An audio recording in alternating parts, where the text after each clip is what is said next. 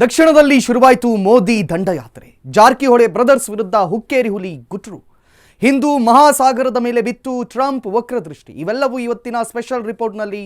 ನಾನು ಕಾರ್ತಿಕ್ ಕುಂದರ್. ಇನ್ನು ಕೆಲವೇ ತಿಂಗಳಲ್ಲಿ ಕೇರಳ ಹಾಗೂ ತಮಿಳುನಾಡು ವಿಧಾನಸಭೆಗಳಿಗೆ ಚುನಾವಣೆ ನಡೆಯಲಿದೆ. ಈ ಚುನಾವಣೆಗಳಿಗೆ ಪ್ರಧಾನಿ ನರೇಂದ್ರ ಮೋದಿ ರಣಕಹಳೆಯನ್ನು ಊದಿದ್ದಾರೆ.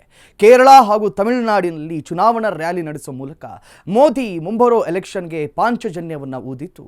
ಈ ಬಾರಿ ದ್ರಾವಿಡ ಹಾಗೂ ಕೆಂಪು ಕೋಟೆಯನ್ನು ಭೇದಿಸ್ತೀವಿ ಅಂತಿದ್ದಾರೆ ನಮೋ.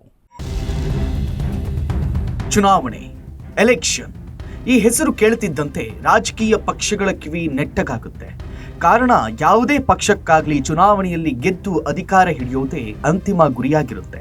ಆ ಕಾರಣಕ್ಕೆ ಎಲೆಕ್ಷನ್ ಹತ್ತಿರ ಬರ್ತಾ ಇದ್ದಂತೆ ಪಕ್ಷಗಳು ನಾನಾ ರೀತಿಯ ದಾಳಗಳನ್ನು ಉರುಳಿಸೋಕೆ ಶುರು ಮಾಡುತ್ತವೆ. ಇದೇ ಮುಂಬರೋ ಏಪ್ರಿಲ್-ಮೇ ತಿಂಗಳಲ್ಲಿ ದಕ್ಷಿಣ ಭಾರತದ ತಮಿಳುನಾಡು ಹಾಗೂ ಕೇರಳ ವಿಧಾನಸಭೆಗಳಿಗೆ ಚುನಾವಣೆ ನಡೆಯುತ್ತೆ. ಈ ಚುನಾವಣೆಗಳು ಬಿಜೆಪಿ ಪಾಲಿಗೆ ನಿಜಕ್ಕೂ ಒಂದು ಅಗ್ನಿ ಪರೀಕ್ಷೆ.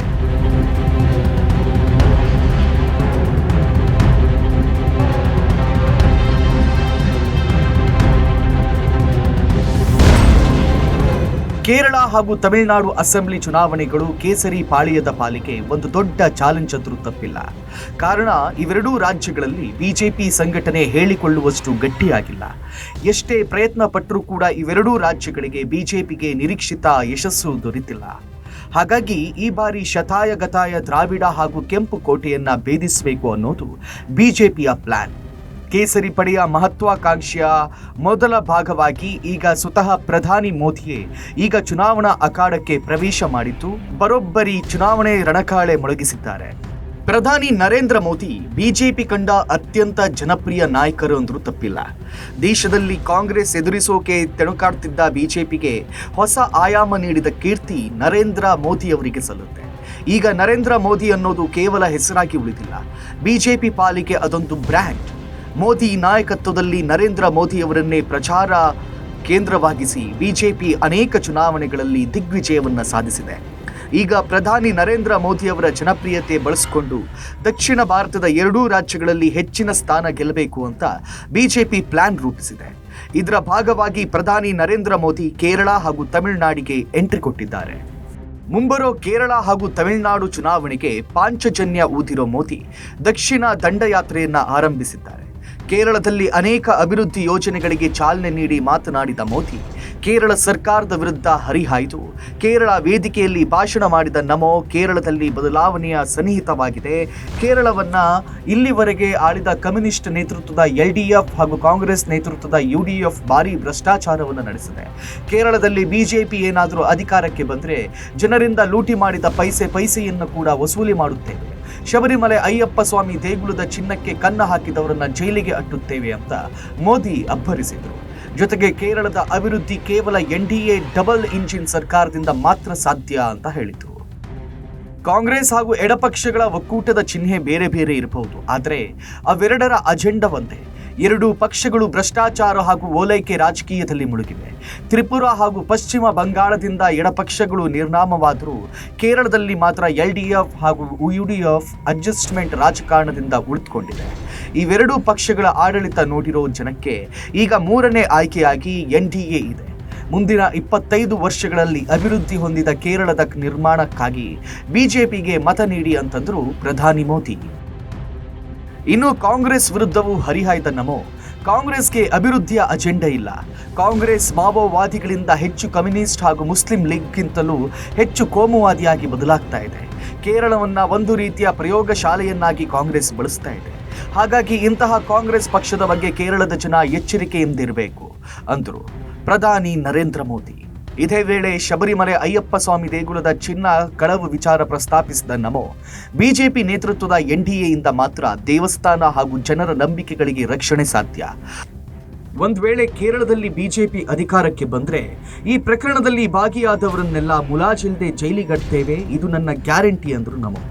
ಆ ಮೂಲಕ ಕೇರಳ ನೆಲದಲ್ಲಿ ಬಿಜೆಪಿ ಬಾವುಟ ಹಾರಿಸುವಂತೆ ಜನರಿಗೆ ಕರೆ ಕೊಟ್ಟರು. ದಕ್ಷಿಣ ಭಾರತದ ಕೇರಳ ಇದುವರೆಗೂ ಬಿಜೆಪಿ ಪಾಲಿಗೆ ಒಲಿತಿಲ್ಲ. ಇಲ್ಲೇನಿದ್ರೂ ಕೂಡ ಕಮ್ಯುನಿಸ್ಟ್ ನೇತೃತ್ವದ LDF ಹಾಗೂ ಕಾಂಗ್ರೆಸ್ ನೇತೃತ್ವದ UDFನಂತೆ ಪ್ರಾಬಲ್ಯ. ಇತ್ತೀಚೆಗೆ ಕೇರಳದಲ್ಲಿ ನಡೆದಂಥ ಸ್ಥಳೀಯ ಸಂಸ್ಥೆ ಚುನಾವಣೆಯಲ್ಲಿ ಬಿಜೆಪಿ ಉತ್ತಮ ಸಾಧನೆ ಮಾಡಿದೆ. ಆದರೆ ಇಲ್ಲಿವರೆಗೂ ಕೂಡ ವಿಧಾನಸಭಾ ಚುನಾವಣೆಯಲ್ಲಾಗಲಿ ಅಥವಾ ಲೋಕಸಭಾ ಚುನಾವಣೆಯಲ್ಲಾಗಲಿ ಬಿಜೆಪಿಗೆ ಇಲ್ಲಿ ಹೇಳಿಕೊಳ್ಳುವಂಥ ಸಾಧನೆ ಮಾಡೋದಕ್ಕಾಗಿಲ್ಲ. ಕೇರಳದಲ್ಲಿ ಬಿಜೆಪಿಯ ಒಬ್ಬರೇ ಲೋಕಸಭಾ ಸದಸ್ಯರಿದ್ದಾರೆ. ಅಲ್ಲಿನ ಅಸೆಂಬ್ಲಿ ಎಲೆಕ್ಷನ್ನಲ್ಲಿ ಖಾತೆ ತೆರೆಯುವುದಕ್ಕೂ ಬಿಜೆಪಿಗೆ ಇದುವರೆಗೆ ಸಾಧ್ಯವಾಗಿಲ್ಲ. ಹಾಗಾಗಿ ಈ ಬಾರಿ ಕೇರಳದಲ್ಲಿ ತನ್ನ ಶಕ್ತಿ ವೃದ್ಧಿಸಿಕೊಳ್ಳಬೇಕು ಅಂತ ಬಿಜೆಪಿ ಯತ್ನಿಸ್ತಿದೆ. ಕೆಂಪು ಕೋಟೆಯನ್ನ ಭೇದಿಸೋಕೆ ಬಿಜೆಪಿ ಯಶಸ್ವಿಯಾಗುತ್ತಾ ಅನ್ನೋ ಪ್ರಶ್ನೆಗೆ ಚುನಾವಣೆಯಲ್ಲಿ ಉತ್ತರ ಸಿಗಲಿದೆ. ಇನ್ನು ಇದೇ ರೀತಿ ಬಿಜೆಪಿ ಪಾಲಿಗೆ ಕಬ್ಬಿಣದ ಕಡಲೆಯಾಗಿರೋ ರಾಜ್ಯ ತಮಿಳುನಾಡು ಕೇರಳದಂತೆಯೇ ಬಿಜೆಪಿ ಪಾಲಿಗೆ ಕಬ್ಬಿಣದ ಕಡಲೆ ಅಂತಾಗಿರೋ ರಾಜ್ಯ ಎಷ್ಟೇ ತಿಪ್ಪರ್ಲಾಗ ಹಾಕಿದ್ರೂ ಬಿಜೆಪಿಗೆ ಇಲ್ಲಿ ಭದ್ರವಾಗಿ ನೆಲೆಯೂರುವುದು ಸಾಧ್ಯವಾಗ್ತಿಲ್ಲ.